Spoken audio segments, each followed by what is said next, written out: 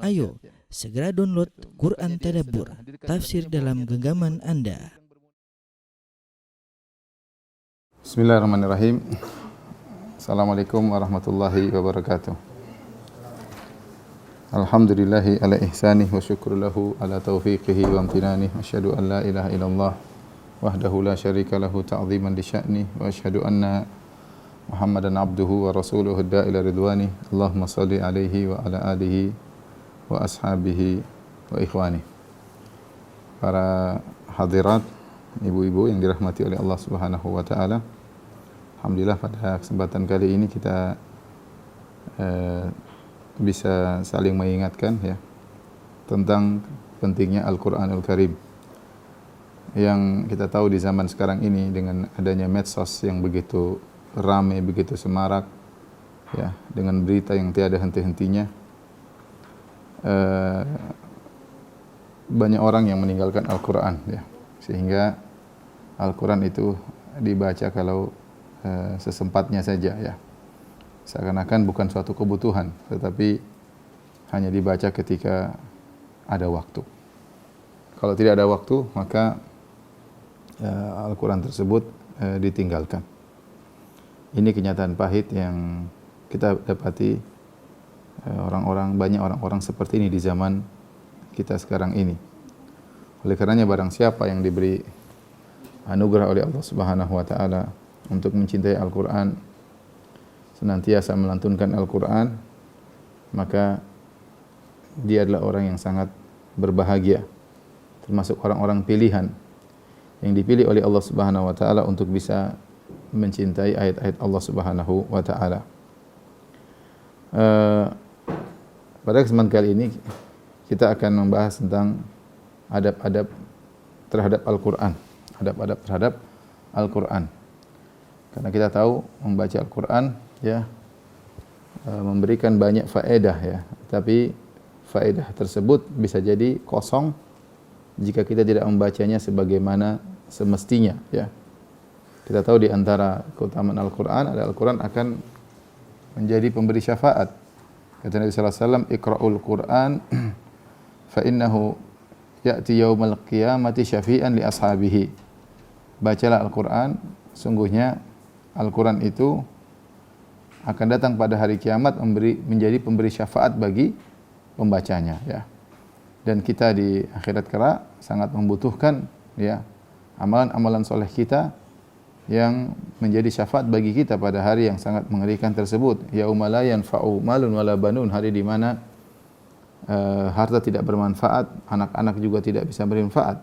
Illa man atallaha biqalbin salim, kecuali orang yang bertemu dengan Allah dengan hati yang bersih. Dan tidak ada yang menyelamatkan seorang seperti amal solehnya, seperti amal solehnya.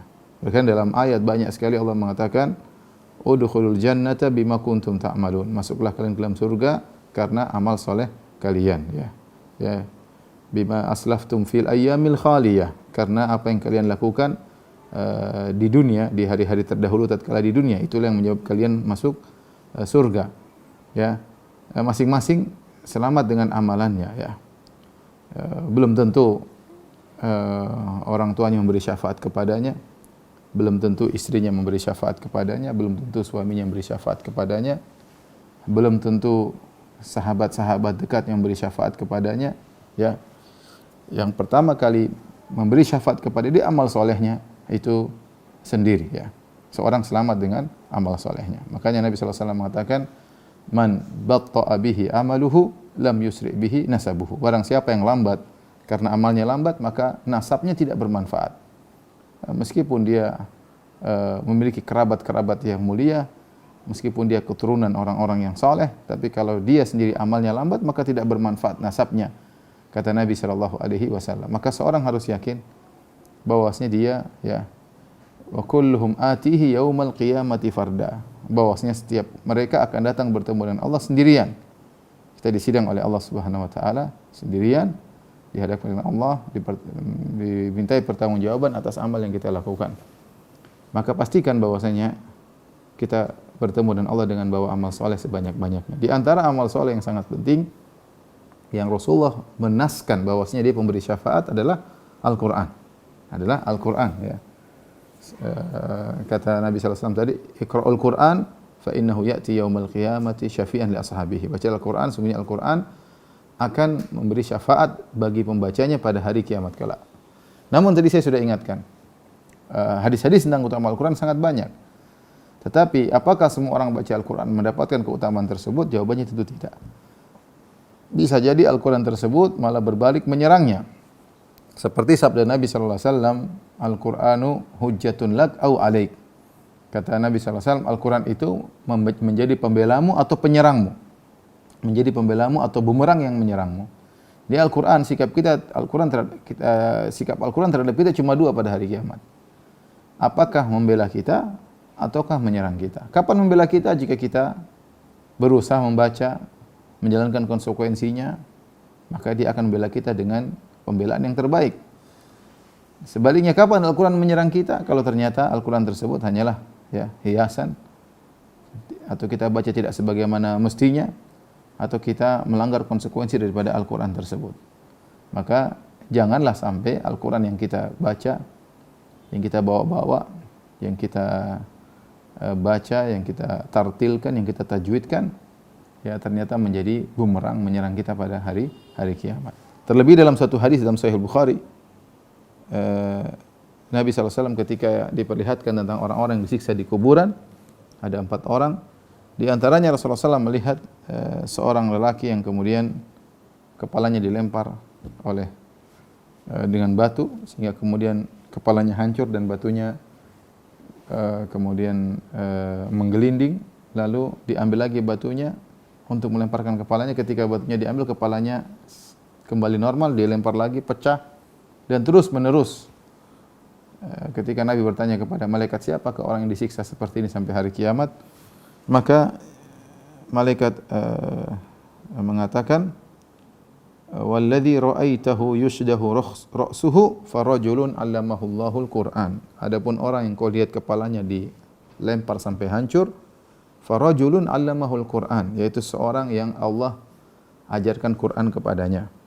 Fanama anhu bil lail, di malam hari dia tidur, tidak dia baca, walam ya'mal fihi bin nahar. Adapun di siang hari tidak dia amalkan. Ini dalil bahwasanya Al-Qur'an bisa membela, bahkan bisa menyerang seorang pada hari kiamat kelak. Maka seorang waspada ya. Bukankah di antara penghuni neraka jahanam di hari kiamat kelak yang disidang oleh Allah Subhanahu wa taala adalah orang yang riya. Di antara orang riya tersebut 3 orang yang disebut dalam hadis, mujahid, kemudian dermawan, donatur, dan yang satunya adalah pembaca Al-Qur'an. Pembaca Al-Qur'an. Oleh karenanya fa'utiya bihi, dihadirkanlah orang tersebut pada Allah Subhanahu wa taala, fa'arrafahu ni'amahu, Allah ingatkan nikmat-nikmat yang Allah berikan kepada dia, fa'arafaha, dan dia pun ingat nikmat-nikmat tersebut ya. Yaitu suaranya indah, kemudian dia pandai tajwid, pandai tartil, ya mungkin dia guru ya. Maka ditanya, "Wa ma amilta fiha?" Apa yang kau lakukan dengan kenikmatan yang aku berikan kepadamu? Kata dia, "Qara'tu fikal Qur'ana wa 'allamtuh." Ya Allah, aku baca Al-Qur'an karena engkau ikhlas dan aku mengajarkannya. Kata Allah, "Kadzabta," kau dusta. Walakin liyuqal annaka qari. Tetapi kau baca Al-Qur'an supaya kau dikatakan adalah ahli baca Al-Qur'an. Wa qad qil, dan telah dikatakan engkau terkenal ya, mungkin pandai baca Quran, mungkin suaramu bagus, mungkin punya sanad, mungkin mukri, mungkin musnid ya. Dan macam-macam ya. Tapi niatmu bukan karena Allah Subhanahu wa taala, tapi hanya sekedar ingin dipuji oleh masyarakat, diakui oleh manusia. Kau bisa qiraah ini, bisa qiraah anu, bisa qiraah sab'ah, bisa qiraah 10, 10 qiraat, bisa langgam ini, bisa langgam anu ya, luar biasa. Ya, kata Allah, wa qad qil. Kau niatnya baca Quran supaya dikenal, wa qad qil, dan dikabulkan, telah dikenal engkau sebagai ahli baca Quran. Bagaimana nasibnya? Tsumma umira bihi, maka diperintahkan kepada para malaikat, fasuhiba ala wajhihi, kemudian digeret di atas wajahnya, hatta ulqiya finnar, sampai dilemparkan dalam neraka jahanam. Ini semua tadi dalil saya bawakan bahwasanya orang baca Quran tidak semuanya beruntung pada hari kiamat kelak. Ya. Ternyata ada orang-orang yang baca Al-Qur'an dia binasa pada hari kiamat kelak. Bahkan sebelum di hari kiamat, bahkan dalam alam barzakh tadi, kepalanya dihancurkan, ya, terus menerus. Kenapa? Karena Al-Quran yang dia baca tidak sesuai dengan yang diinginkan oleh Allah Subhanahu wa taala. Ya, tidak diinginkan oleh Allah Subhanahu wa taala. Maka dari sini seorang waspada sebagai pencinta Al-Quran, dia berusaha membaca Al-Quran sesuai dengan apa yang diinginkan oleh Allah Subhanahu wa taala. Baik.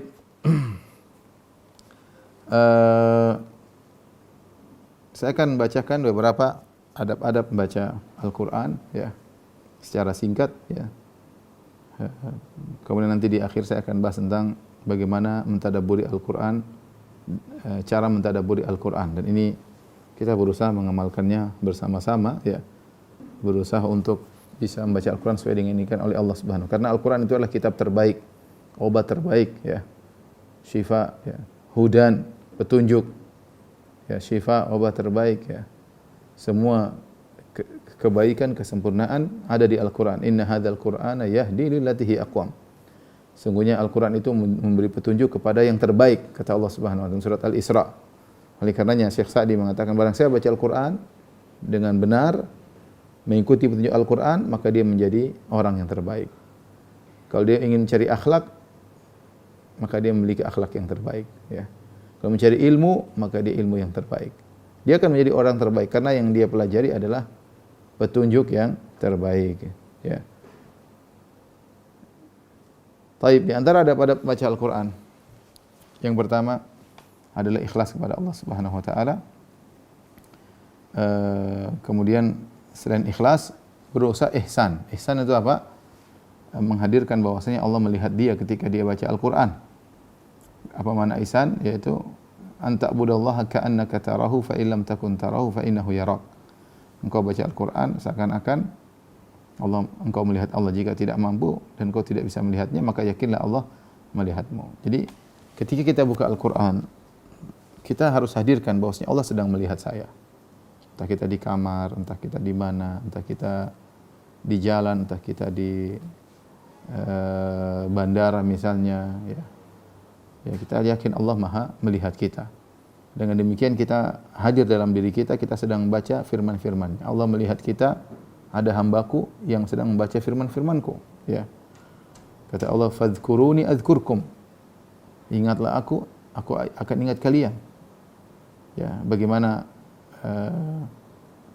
kita tidak diingat oleh Allah sementara kita membaca ayat-ayat Allah Subhanahu wa taala. Sementara manusia mungkin sedang sibuk membaca berita ini, berita anu, ya, wawasan ini, wawasan anu, ya, cerita ini, cerita anu. Kita sempatkan diri kita untuk baca Al-Quran, menelah firman-firman Allah, ya, dan kita sadar bahwasanya Allah sedang melihat apa yang kita lakukan. Ini sangat pengaruh kita dalam baca Al-Quran. Jadi kita niatkan ikhlas karena Allah Subhanahu wa taala, bukan untuk dipuji, bukan untuk disanjung, ya, bukan untuk diakui, bukan agar orang tahu bahwasanya kita hobi baca Al-Quran, tapi kita baca Al-Quran karena Allah, karena kita butuh Al-Quran yang kita baca ini memberi syafaat pada kita hari kiamat kelak. Ya, terutama surat Al-Imran, surat Al-Baqarah, kata Nabi sallallahu alaihi wasallam, "Iqra'u az-Zahrawain fa innahuma ya'tiyani yaumal qiyamati ka'annahuma ghayayatani aw ghamamatani." Ya. Kata Nabi sallallahu alaihi wasallam, bacalah surat Al-Baqarah, surat Al-Imran, karena dua surat ini akan datang pada hari kiamat seperti naungan atau seperti awan yang akan menaungi pembacanya pada hari kiamat kelak, dan kita sangat butuh hal tersebut tatkala kita berada di padang mahsyar. Jadi yang pertama ikhlas, ya, niat karena Allah. Yang kedua, bersihkan mulut dari kotoran dan bau mulut, ya, menggunakan siwak atau odol gigi, ya, dan yang lainnya. Ini membantu kita untuk bisa fresh baca Al-Quran, karena kalau mulut kita bersih, membacanya itu enak, ya. Jadi sisihkan waktu untuk kita sikat gigi baru kita baca Al-Quran, ya. Kemudian jangan lupa bersuci, berwudu, meskipun kita tahu berwudu ini tidak wajib, dia hanyalah sunnah. Seorang baca Al-Quran tanpa berwudu tidak jadi masalah, ya. Tetapi kalau dia bisa berwudu yang terbaik. Demikian juga wanita haid, menurut pendapat yang lebih kuat, boleh baca Al-Quran, boleh baca Al-Quran meskipun dia haid, yang penting jangan sampai tangannya terkena najis, ya. Tetapi kalau dia bisa dalam kondisi suci, maka itu yang terbaik. Kemudian kalau dia bisa menghadap kiblat, maka itu yang terbaik ya, karena dia sedang beribadah dan kita tahu segala ibadah yang utama adalah dengan menghadap kiblat ya. Dalam kondisi duduk dia baca Al-Qur'an, itu yang terbaik tentunya. Tetapi kalau memang dia lagi capek, lagi letih, ingin berbaring, boleh baca Al-Qur'an dalam kondisi demikian. Sebagaimana Allah menyebutkan tentang orang-orang beriman, kata Allah, alladzina yadhkurunallaha qiyaman wa qu'udan wa 'ala junubihim. Orang-orang yang mengingat Allah Subhanahu wa taala dalam kondisi berdiri, dalam kondisi duduk, bahkan dalam kondisi berbaring ya. Seorang kondisi dia duduk, kondisi dia berdiri, kondisi dia berbaring tidak menghalangi dia dari mengingat Allah, di antara membaca Al-Qur'an. Dan Nabi pernah baca Al-Qur'an dalam kondisi berbaring. Kata Aisyah radhiyallahu anha, kana Rasulullah sallam yattaki'u fi hijri wa ana haid. Rasulullah sallam berpangku kepada pangkuanku ya, baca Al-Qur'an sementara aku dalam kondisi haid, fayaqra'ul Qur'an. Rasulullah SAW baca Al-Qur'an sambil bersandar kepada pangkuan istrinya. Itu mungkin kepala Nabi di pangkuan istrinya atau di paha istrinya ya. Itu menunjukkan bahwasanya boleh baca Al-Qur'an dalam kondisi bukan dalam kondisi duduk. Berjalan juga boleh, berdiri juga boleh ya. Kondisi yang terbaik itu duduk sambil baca Al-Qur'an menghadap kiblat sehingga bisa konsen. Tapi kalau dalam kondisi lain juga tidak jadi masalah. Jangan lupa sebelum baca Al-Qur'an baca a'udzubillahi minasyaitonir rajim. Jangan lupa. A'udzubillahi minasyaitonir rajim. Karena kita sedang mau beribadah dan syaitan sangat semangat untuk menggoda kita agar kita tidak serius baca Al-Qur'an. Dibuatlah kita ngantuk ya. Dibuatlah pikiran kita kemana-mana. Dibuatlah kita baca Quran sambil pegang HP ya. Ada WA sedikit kita baca WA sementara Al-Qur'an. Kita baca Quran bukan serius ya. Coba kalau kita mau ujian kita baca serius. Istri ngomong aja diam. Kita lagi serius, sebentar lagi mau ujian misalnya. Anak jangan ganggu. Ayah, Abi mau serius. Kita baca Al-Qur'an kita tidak serius. Santai-santai sambil tawa TV, sambil lihat ini, lihat anu ya. Gimana hidayah mau masuk dalam diri kita sementara kita tidak mengagungkan Al-Qur'an. Jadi ingat setan ingin menggoda kita, malingkan kita dari baca Al-Qur'an, maka kita jangan lupa sebelum baca Al-Qur'an a'udzubillahi minasyaitonir rajim. Ya. Kalau kita baca di awal surat, jangan lupa baca bismillahirrahmanirrahim kecuali surat At-Taubah.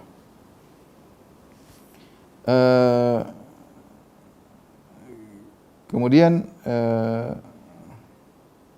berusaha untuk mentadaburi ya Al-Qur'an ya.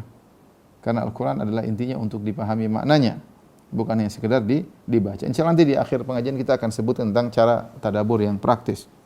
Ya. Di antaranya baca Al-Qur'an dengan mushaf atau dengan hafalan ya. Ada perselisihan di kalangan para ulama lebih afdal baca Al-Qur'an dengan mushaf atau dengan hafalan. Sebagian mengatakan yang paling afdal adalah dengan baca mushaf. Kenapa? Kalau dia baca mushaf matanya jelas meskipun dia sudah hafal. Dengan dia baca mushaf dia akan konsen kepada Al-Qur'an yang dia pegang. Kemudian dan demikianlah karena Al-Qur'an di mushaf. Kemudian dia buka lembaran demi lembaran ya. Jadi ini adalah melihat Al-Qur'an ini sendiri udah pahala tersendiri. Sehingga sebenarnya mengatakan bahwasanya baca Al-Qur'an dengan mushaf itu lebih afdal meskipun dia hafal. Sebagian lain mengatakan tidak. Yang lebih afdal adalah dengan hafalan ya, karena Allah memuji orang-orang yang Al-Qur'an, yang orang-orang menghafal Al-Qur'an. Ya, pendapat yang lebih kuat wallahu a'lam bishawab yaitu kembali kepada kondisi seorang. Mana yang lebih membuat dia lebih konsen? Kalau dia lebih konsen dengan pegang Al-Qur'an, kemudian dia baca, ya, maka itu yang lebih baik baginya. Kalau seorang lebih konsen dengan membaca Al-Qur'an dengan hafalan, dia lebih bisa menghadirkan makna-maknanya karena dengan hafalan, maka itu yang terbaik. Maka kembali kepada kondisi seseorang, mana yang lebih baik bagi dia ketika dia membaca Al-Qur'an. Apakah dengan lihat mushaf ataukah dengan hafalannya, ya. Seperti ada kawan yang hafalan Qur'annya sangat kuat sampai disebutkan dia sudah sekian tahun tidak pernah buka mushaf. Kenapa? Karena dia hafalannya sangat kuat ya. Kemana-mana dia baca Qur'an, kemana-mana lidahnya basah dengan Al-Qur'an ya, sehingga dia tidak butuh untuk membuka mushaf saking kuat hafalannya. Tapi kalau kita rata-rata hafalannya tidak banyak, maka kita perlu buka mushaf ya. Kemudian kita berusaha baca dengan baik. Kemudian Al-Qur'an dibaca kalau tidak mengganggu orang lain, maka dibaca dengan suara yang keras. Hukum asalnya demikian. Ya. Hukum asalnya dengan membaca dengan keras ya. Oleh karenanya para sahabat mereka baca Al-Quran dengan keras. Kecuali kita mengganggu orang lain. Kalau kita mengganggu orang lain maka jangan. Misalnya kita lagi di masjid. Kalau masjid tersebut orang lagi sholat khusyuk, lagi sholat sunnah, maka kita baca pelan-pelan. Jangan mengganggu orang. Kecuali jika masjid tersebut semua orang lagi baca Quran seperti musim Ramadan, maka kita seperti mendengar suara ramai, itu enggak ada masalah. Kita keras sana keras, kita tidak mengganggu dia, dia tidak mengganggu kita. Kenapa? Karena semua orang baca dengan keras. Dan ini seperti kalau kita lihat di masjid-masjid biasanya terutama di Arab Saudi ya seperti itu, atau kita lihat di pondok-pondok di tanah air, kalau udah masuk masjid pada subuh, setelah salat subuh mereka baca Quran masing-masing baca dengan keras. Maka tidak mengganggu. Tapi kalau kita di masjid umum, masjid masyarakat, kemudian orang-orang habis sholat mungkin ada yang zikir, mungkin ada yang baca buku, ada yang baca Quran, maka jangan mengeraskan suara agar tidak mengganggu. Tapi kalau tidak ada yang kita ganggu, kita di rumah sendiri misalnya, maka kita berusaha baca keras. Diriwayatkan para sahabat dahulu mereka baca Quran di rumah mereka sampai terdengar dari luar, dari luar karena mereka baca dengan keras. Dalam hadis Rasulullah SAW bersabda, "Ma adzinallahu li syai'in ma adzina li nabiyyin hasanis saut bil Qur'ani yajharu bihi." Allah tidak pernah mendengar sesuatu yang seperti Allah dengar, yang Allah sukai seperti suara yang indah untuk melantunkan Al-Qur'an yang dibaca dengan keras ya, yaitu Allah tidak pernah mendengar sesuatu seperti mendengarkan tentang seorang nabi yang suaranya bagus ketika melantunkan Al-Qur'an dengan suara yang keras. Oleh karenanya Nabi pun para anbiya disuruh atau Nabi sallallahu alaihi wasallam disuruh baca Al-Qur'an dengan keras, demikian juga para sahabat. Makanya Rasulullah SAW pernah mendengar Abu Musa Al-Asy'ari baca Al-Qur'an. Dia tidak tahu kalau Nabi mendengar, mungkin Nabi melewati rumahnya, Nabi dengar dia baca Al-Qur'an. Berarti dia baca Al-Qur'an kedengaran sampai di luar. Ya. Akhirnya kata Nabi sallallahu alaihi wasallam, "Ya Abu Musa, laqad utita mizmaran min mazamiri ali Daud." Wahai Abu Musa Al-Asy'ari, sungguh kau telah diberikan suara indah. Ya. Di antara suara-suara indahnya Nabi Daud alaihissalam. Ya, Nabi Daud disebut kalau baca Zabur maka suara yang sangat indah sampai burung-burung berkumpul di sekitarnya. Nabi mendengar ya. Maka Abu Musa berkata, "Ya Rasulullah, kalau saya tahu kau mendengarkan apa yang aku baca, la habbartuhu tahbiran." Aku akan lebih indahkan lagi bacaanku. Ya, aku akan lebih indahkan lagi bacaanku ya.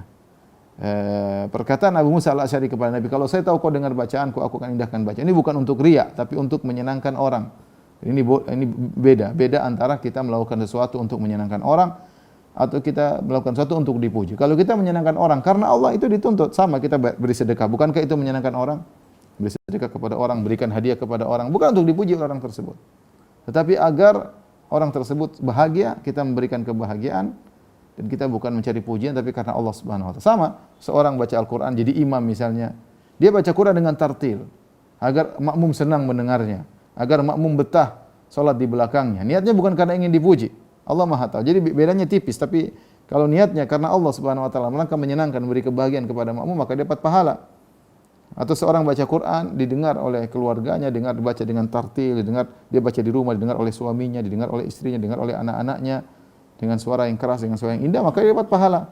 Bukan untuk dipuji. Tapi kalau dia baca Quran untuk dipuji, sebagaimana kita sebutkan di awal pengajian, ya, orang yang riya diadab oleh Allah Subhanahu wa taala. Diadab oleh Allah Subhanahu wa taala. Ini kalau seorang baca Quran dengan keras, dengan syarat tadi tidak mengganggu orang lain. Yang kedua, dia tidak riya. Tapi kalau dia khawatir dia riya, ya, maka dia baca pelan-pelan. Dia baca pelan-pelan sebagaimana sebagian salaf yang berusaha menyembunyikan bacaan Quran mereka. Tapi saya katakan hukum asal seorang sunnahnya adalah baca Al-Quran dengan keras. Dia mengeraskan apa yang dia baca. Karena dengan baca keras itu lebih konsen. Kita baca Al-Quran lebih konsen.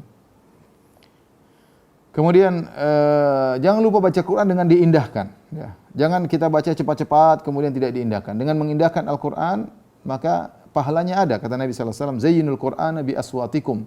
Hiasi Al-Quran dengan suara kalian. Hiasi Al-Quran dengan suara kalian. Jadi seorang berusaha baca Al-Quran dengan menghiasinya. Bukan sekedar baca saja. Dan ini membantu kita untuk khusyuk, membantu kita untuk tadabbur. Kata Nabi sallallahu alaihi wasallam, "Laisa minna man lam yataghanna bil Qur'an." Bukan dari golongan kami orang yang tidak membaca Al-Quran dengan dilagukan. Ya, jadi Al-Quran hendaknya dilantunkan dengan dilagukan, dengan dinadakan yang enak. Dan kalau orang bacaan Qur'annya dengan suara yang enak, dia bisa membaca dengan nyaman. Sekarang para qurra banyak sekali. Kalau kita nggak bisa bikin lagu sendiri, banyak lagu-lagu nada-nada Al-Quran yang dibaca oleh para imam-imam kita luar biasa ya. Ada Syekh Sudais, Masya Allah ya. Banyak orang mundur tapi nggak bisa, suaranya ketinggian. Ada suaranya yang mau suara rendah, ada Syekh Suraim. Ada yang suara tinggi, ada Syekh Yasir Ad-Dausari. Sangat indah ya. Sangat indah, dengar tuh tentram banget ya. Kemudian banyak, ada Syekh Huzaifi yang suaranya berat, orang bisa ikut. Ada Abdul Muhsin Al-Qasim yang sangat indah. Kita dengarkan di Masjid Nabawi ya. Ada Salah Al-Budair ya. Banyak korek-korek. Di Indonesia juga banyak korek-korek, tapi ya masing-masing apa yang dia cocok dia ikuti boleh, kata para ulama, boleh dia mengikuti nyanyian apa namanya? Bukan nyanyian apa? Nada orang yang baca Al-Qur'an ya. Tentu nada tersebut bukan nada yang dengan kata orang nada ini, nada anu, enggak, itu nada alami diucapkan oleh para imam ya. Bukan seperti sebagian orang yang mengatakan baca Quran dengan irama ini, dengan irama anu, dengan ini tidak, irama-irama tidak dikenal di zaman Nabi sallallahu alaihi wasallam. Kalau harus baca Quran dengan irama tersebut, maka ada ketentuannya, nada kapan naik, nada turun, maka ini bisa terjerumus ke dalam bid'ah. Ya. Ya. Karena Nabi tidak pernah mengajarkan bahwa Al-Quran harus dengan irama tertentu, dengan nada naik, pada nada turun, nada refnya enggak ada. Ya, tapi seorang baca kalau nada enak silakan dia pakai nada tersebut, tanpa harus dengan aturan-aturan yang tidak pernah diajarkan oleh Nabi dan para sahabat ya. Karena sebagian mereka maksa-maksa, kata mereka, oh kalau saya sudah iramanya ini, irama ini, dari 8 irama dia masuk. Kadang enggak nyambung. Enggak nyambung ya. Di Saudi tidak ada orang ngajar irama seperti gitu. Di sana majelis Quran banyak banget, majelis Al-Quran banyak sekali. Majelis Al-Quran di masjid-masjid. Anak saya juga dulu masuk halaqah tahfidz dan tidak diajar seperti itu, tidak ada diajar seperti itu. Makanya kalau kita imam-imam saja di Masjid Haram nadanya macam-macam. Di masjid, dan tidak ada nada yang dipaksa-paksa seperti irama-irama yang disebutkan mau di paksa-paksakan. Intinya seorang berusaha, kalau dia tahu irama yang baik enggak ada masalah, tapi jangan terikat dengan nada tersebut bahwasanya harus naik ketukan sekian, kemudian kalau begini harus turun sekian, enggak menjaga irama tersebut, enggak. Orang konsen kepada irama, tidak konsen kepada apa yang dia baca. Jadi berusaha melantunkan Al-Quran dengan baik ya. Kalau kita punya suara, sudah punya lagu sendiri, nada sendiri, tidak perlu niru orang. Tapi kalau kita enggak, kayaknya banyak orang tidak perlu niru orang lain, dia punya baca Quran dengan alami, enak didengar ya. Tapi kalau Ustaz saya ingin niru syekh ya boleh, enggak ada masalah, enggak ada masalah. Yang penting itu membantu dia untuk bisa konsen dalam baca Al-Quran dan bisa lebih khusyuk ketika membaca Al-Quran. Oleh karenanya seorang kalau berlebih-lebihan dalam melantunkan Al-Quran dengan lagu sampai dipanjang-panjangkan berlebihan, kemudian harus mengikuti irama-irama tertentu, ini saya katakan tadi bisa sampai pada derajat bid'ah ya, karena tidak pernah diajarkan oleh Nabi dan para sahabatnya ya. Kawan-kawan saya juga ketika mereka punya sanad-sanad Al-Quran, mereka tidak memiliki sanad dengan irama-irama tersebut. Alhamdulillah ya. Ada beberapa perkara-perkara penting yang harus diperhatikan dalam adab membaca Al-Quran ya. Yang mungkin terjadi, tidak kita inginkan tapi terjadi, maka apa yang harus kita lakukan? Contoh, jika seorang baca Al-Quran kemudian dia buang angin misalnya ya. Maka adabnya adalah dia berhenti kemudian dia buang angin. Jangan sambil baca sambil buang angin, tentunya tidak beradab. Dia berhenti buang angin, kalau sudah buang angin dia lanjutkan baca Al-Quran, tidak jadi masalah. Ini yang pertama. Yang kedua, jika seorang sedang baca Al-Quran, kemudian dia ngantuk, dia menguap, maka jangan dia lanjutkan baca Quran sambil menguap. Ya, dia berhenti dulu, menguap dulu, baru kemudian dia baca Al-Quran kembali. Ya, jangan sampai dia baca Quran sambil menguap. Tentu suaranya akan berubah, tajwidnya tidak bisa dia jaga. Innallaha, enggak bisa. Ya, harus dia berhenti dulu, menguap dulu. Setelah itu dia lanjutkan, tidak jadi masalah. Demikian juga jika seorang baca Al-Quran, kemudian sambil berjalan misalnya, kemudian dia melewati sekelompok orang, ya, maka sunnahnya yusallimul mar alal qa'id, ya. Yang lewat memberi salam kepada yang duduk, maka hendaknya dia berhenti dulu, baru dia mengucapkan salam. Assalamualaikum warahmatullahi wabarakatuh. Ya, setelah mereka jawab baru dia lanjutkan. Langsung dilanjutkan boleh, jadi dia potong di tengah jalan, dia beri salam, kemudian dia lanjutkan karena ada uzur, tidak jadi masalah. Atau kalau dia ingin ulang dari awal, auzubillahi minasyaitonirrajim, dia ulangi lagi tidak jadi masalah. Tapi kalau dia lanjut, maka tidak mengapa. Kemudian juga misalnya seorang baca Al-Quran lalu dia bersin. Apa yang dilakukan? Maka dia stop, dia baca alhamdulillahirabbil alamin. Alhamdulillah.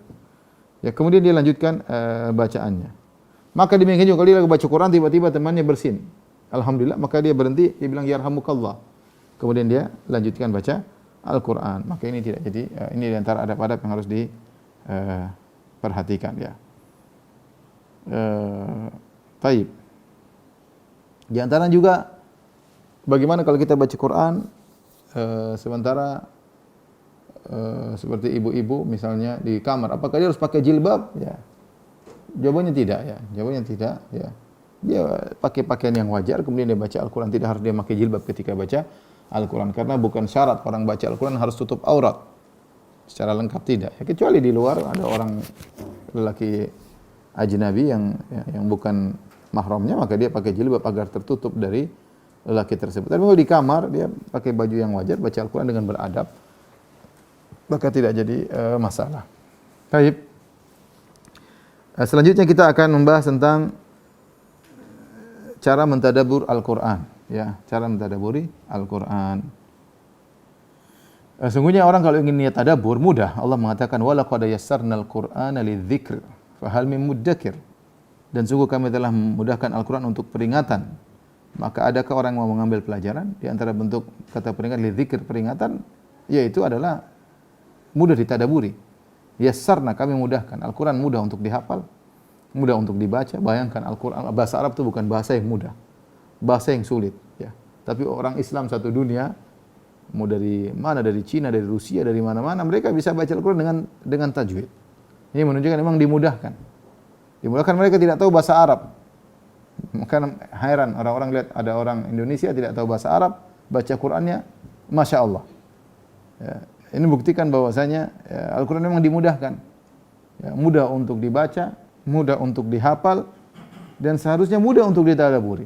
Mudah untuk ditadaburi karena konsekuensi dari fahal mim muddakir wa laqad yassarnal Qur'ana lidzikri fahal mim muddakir. Sungguh kami telah memudahkan Al-Quran sebagai peringatan, maka apakah ada yang mengambil pelajaran? Bagaimana mengambil pelajaran kecuali kalau mudah untuk ditadaburi, ya. Dan Al-Quran memang diturunkan untuk ditadaburi. Afala yatadabbaruna Al-Quran? Am ala qulubin aqfaluha? Apakah mereka tidak mentadaburi Al-Quran ataukah ada kunci yang menutup hati mereka? Allah mengatakan afala yatadabbaruna Al-Quran? Walau kana min 'indi ghairillahi lawajadu fi ikhtilafan katsira. Apakah mereka tidak mentadaburi Al-Quran? Seandainya Al-Quran bukan dari Allah, tentu mereka akan dapati banyak perselisihan dalam Al-Quran. Ya. Taib. Bagaimana cara mentadaburi Al-Quran? Ya. Di sini ada 6 poin, ya, 6 poin untuk mentadaburi Al-Quran. Sebelumnya saya ingatkan kepada ikhwan, ya, ini semua tadi yang saya sampaikan ada dalam Quran Tadabbur, ya, dalam apa namanya, aplikasi Quran Tadabbur, ya. Nanti kalau buka Quran Tadabbur di situ ada bagian sudah tahukah keutamaan Al-Quran? Ini kalau ini bagian Quran yang bahasa Arab, ya. Ya. Kalau ini Quran yang terjemah, tinggal kita pilih, ya. Nah, di situ ada sudah tahukah Anda, ya. Di sini tadi keutamaan Al-Quran ada. Kemudian ada adab-adabnya. Sekarang kita akan masuk cara mentadaburi Al-Quran. Ya, di sini apa yang saya sampaikan tadi semua ada di situ. Insyaallah taala. Ada 6 poin yang bagaimana yang saya tulis, bagaimana cara untuk mentadaburi Al-Quran. Yang pertama, berusaha mencintai Al-Quran.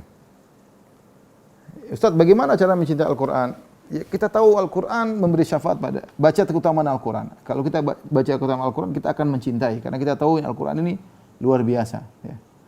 Kita harus sadar bahwasanya Al-Quran adalah surat yang turun dari Rabbul Alamin, pencipta kita yang sangat sayang kepada kita.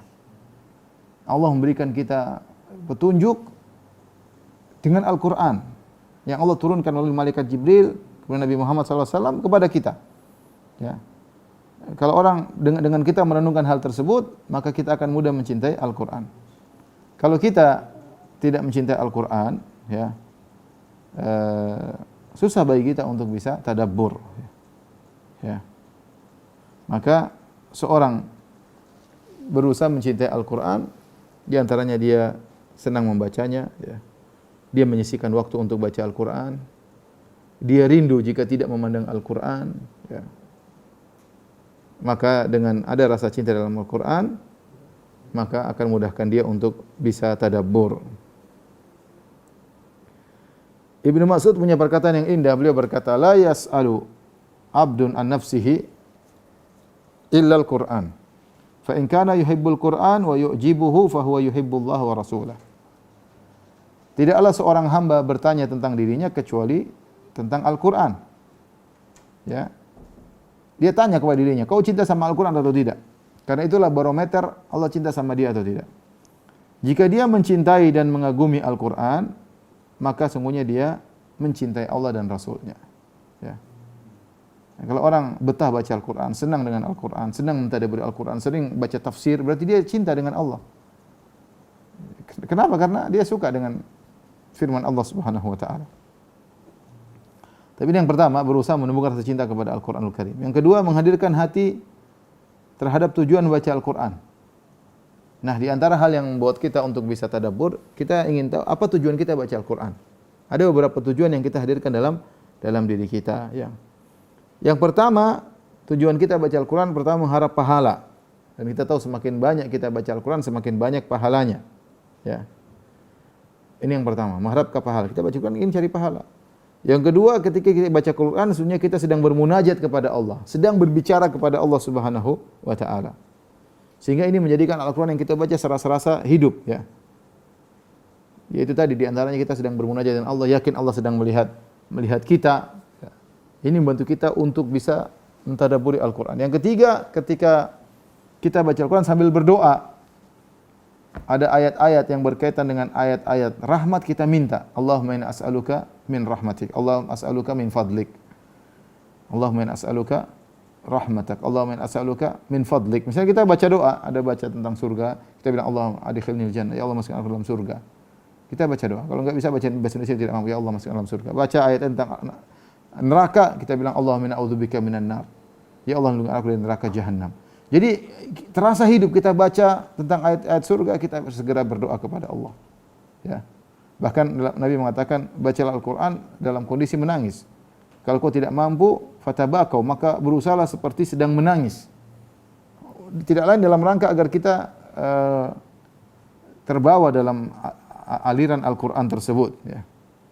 Jadi ini penting, kita membaca ayat-ayat, kita berhenti berdoa. Kalau ayat tentang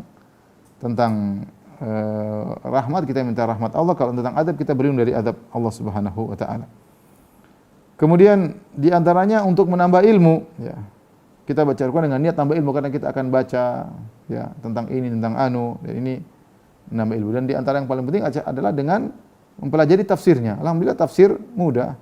Dalam aplikasi Quran Tadabbur ada tafsir Ibnu Katsir, ada tafsir Muyassar, ada tafsir Syekh Sa'di, ya. Ini membantu kita untuk bisa bertafakuh fiddin, bisa mengerti apa ayat yang sedang kita baca ini maksudnya apa. Oh, maksudnya begini, kita paham. Luar biasa, itu tambah iman luar biasa cepat. Di antara hal yang buat kita mudah tambah iman, baca tafsir Al-Quran. Kemudian di antara niat juga adalah berusaha untuk mengamalkan kandungannya, ya.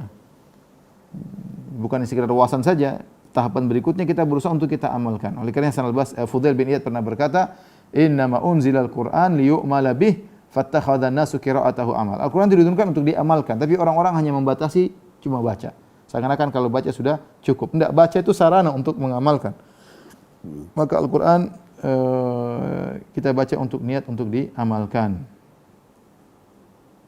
Kata Al-Ajurri dalam perkataan yang indah, beliau berkata, yatasaffahul Qur'an, tentang adab baca Al-Qur'an. Yatasaffahul Qur'an liyu'addiba bihi nafsahu. Dia baca Al-Qur'an untuk dia mentakdib, mendidik dirinya, jiwanya. Himmatuhu mata akunu minal muttaqin. Ketika dia baca Al-Quran, dihadirkan dalam dirinya, kapan aku menjadi orang yang bertakwa dengan baca Al-Quran ini. Mata akunu minal khasyiin, dia kapan aku menjadi orang yang khusyuk dalam baca Al-Quran. Mata aku minas sabirin, kapan aku bisa menjadi orang yang sabar dengan baca Al-Quran. Mata azhadu fid dunya, kapan aku menjadi orang zuhud dalam dunia dengan baca Al-Quran. Mata anha nafsi anil hawa, kapan aku bisa mencegah diriku dari hawa nafsu. Karena Al-Quran isinya seperti itu aja. Jadi ketika dia baca, kapan saya bisa seperti ini? Dia niatkan. Niatkan untuk diamalkan agar dia bisa jadi orang bertakwa, agar bisa menjadi orang sabar, agar bisa menjadi orang khusyuk, agar bisa zuhud terhadap dunia, agar bisa mencegah hawa nafsunya.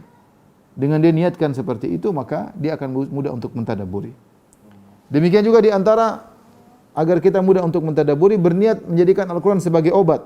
Karena Al-Quran adalah obat. Kata Allah Subhanahu wa taala, "Ya ayuhan nasu qad ja'atkum mau'izatun min rabbikum wa shifaa'un lima fis sudur wa hudan wa rahmatul lil mu'minin." Wahai manusia sekalian, telah datang kepada kalian peringatan, mau'izah, nasihat, yaitu Al-Quran, min rabbikum wa shifaa'un lima fis sudur, sebagai obat bagi penyakit hati, wa hudan wa rahmatun lil mu'minin, sebagai petunjuk rahmat bagi orang-orang beriman. Allah juga berfirman, "Nunazzilu minal Qur'ani ma huwa shifaa' wa rahmatul lil mu'minin wa la yazidu adh-dhalimina illa khasara." Dan kami turunkan dari Al-Qur'an yang merupakan obat. Jadi, kalau kita baca Quran, niatkan Al-Quran sebagai obat kita. Obat untuk apa? Obat untuk melawan penyakit syahwat kita yang mendominasi kita. Obat dari syubhat, agar kita kalau kena syubhat, syubhat tersebut tidak masuk dalam dada kita. Obat dari apa? Dari kekhawatiran, kegelisahan. Ya. Jadikan Al-Quran, Allahumma ja'al Qur'ana rabi'a qulubina. Ya Allah, jadikanlah Al-Quran sebagai penyejuk hati kami. Ya. Ya. Kemudian obat dari penyakit-penyakit hati banyak. Penyakit hati kita banyak. Ada hasad, ada dengki, ada suka suudzon, ada sombong, ada riya. Nah, kalau kita baca Quran dengan niat berobat, ini membantu kita mentadabbur. Karena orang niat berobat, dia serius. Dia serius. Jadi saya ulangi, ya. Ketika baca Quran supaya kita bisa tadabbur, kita punya tujuan. Apa sih tujuan kita baca Quran? Tadi saya ulangi, mengharapkan pahala. Yang kedua, bermunajat, meyakini untuk bermunajat dengan Allah sehingga Allah melihat kita. Yang ketiga, berdoa lewat ayat baik, ayat rahmat kita minta kepada Allah, lewat ayat azab kita berlindung kepada Allah. Kemudian menambah ilmu dengan baca tafsirnya. Kemudian berusaha mengamalkan. Dan yang keenam adalah berobat, menjadikan Al-Quran sebagai obat. Obat penyakit syahwat, obat syubhat, ya, obat kegelisahan, kekhawatiran, obat dari penyakit-penyakit hati seperti dengki, sombong, angku dan yang lainnya. Kemudian di antara hal yang membantu kita mentadabburi Al-Quran, menghidupkan Al-Quran dalam salat malam. Ini perkara yang paling mudah menjadikan seorang baca Al-Quran dengan khusyuk, dengan tadabbur, yaitu dia baca Al-Quran dalam salat malamnya. Ya, dalam salat malamnya. Kemudian yang kelima atau yang keempat, membaca Al-Quran dengan mengeraskan suara dan melanggamkan. Ini tadi kita sudah jelaskan. Yang kelima, baca Al-Quran dengan tartil. Jangan cepat-cepat. Kata Allah, warattilul Qur'ana tartila. Bacalah dengan tartil. Ya. Baca dengan tartil. Bukan target kita adalah berapa juz yang kita baca, tidak, tapi kita baca dengan tartil. Ini bisa tadabbur. Kalau kita baca Alif Lam Mim Dzalikal Kitab, gimana kita baca cepat-cepat? Susah kita mentadabburi. Ya. Beda dengan Allah tidak menyuruh kita demikian. Bukan bagi target kita harus baca segera dengan cepat. Kita baca dengan pelan, yang kita bisa mengambil faedah dari bacaan tersebut. Kalau kita baca cepat-cepat, khawatir cuma letih aja yang kita dapatkan, lelah. Ya. Adapun nilai tadabbur tidak kita dapatkan. Kemudian di antaranya untuk mudah mentadabburi adalah mengulang-ulangi bacaan. Kalau ada bacaan yang menyejukkan hati kita, berhenti ulangi, enggak ada masalah. Apa kata Ibnu Mas'ud radhiyallahu anhu? La tansuruhu nathra ramal wa la tahudzuhu hadza syi'r. Janganlah kalian baca Al-Qur'an seperti ramal, seperti pasir yang ditaburkan, ya. Wala tahudzuhu hadza syi'r, jangan baca Al-Qur'an seperti melantunkan syair dengan cepat. Kifu inda ajaibihi. Kalau ada perkara kita baca menakjubkan, berhenti, baca tafsirnya, kita ulangi lagi. Wa harriku bihil qulub, dan goyangkan hati kalian, ya. Bagaimana gerakkan hati kalian untuk bisa memahami. Wala yakun hammu ahadikum akhir surah. Jangan jadikan tujuan kalian yang kapan saya bisa sampai di ujung surat. Jangan, itu bukan tujuan kita baca Al-Quran. Tujuan kita baca Al-Quran adalah kita pahami. Jangan target saya harus sekian juz tapi kita baca dengan cepat tanpa kita pahami. Baca dengan, pokoknya kita punya waktu baca Quran dan kita berusaha untuk mentadabburi. Inilah para ibu yang dirahmati Allah Subhanahu wa taala. Apa yang bisa sampaikan nasihat buat saya pribadi dan juga kepada antunna sekalian. Karena Al-Qur'an ini adalah buku pedoman kita, pemberi syafaat kita, surat yang Allah turunkan kepada ciptaannya, kepada hamba-hambanya. Barang siapa yang mengambil faedah dari Al-Quran, maka dia akan diangkat derajatnya oleh Allah Subhanahu wa taala. Barang siapa yang cuek, maka dia akan direndahkan oleh Allah Subhanahu wa taala. Kata Nabi sallallahu alaihi wasallam, "Innallaha yarfa'u bihadzal kitabi aqwaman wa yadh'u bi akharin." Sungguhnya dengan Al-Quran Allah mengangkat sebagian kaum, dan dengan Al-Quran Allah merendahkan suatu kaum. Dan Al-Quran ya bisa menjadi hujjatun lak au alaik. Al-Quran bisa menjadi pembelamu atau bisa menjadi bumerang yang menyerangmu. Wallahu alam bisawab. Semoga kita semua dijadikan oleh Allah Subhanahu wa taala pecinta Al-Quran yang bisa membaca dan mengamalkannya dalam kehidupan sehari-hari. Wallahu taala alam bisawab. Subhanakallah bihamdik asyhadu an la ilaha illa anta astaghfiruka wa atubu ilaik. Assalamualaikum warahmatullahi wabarakatuh.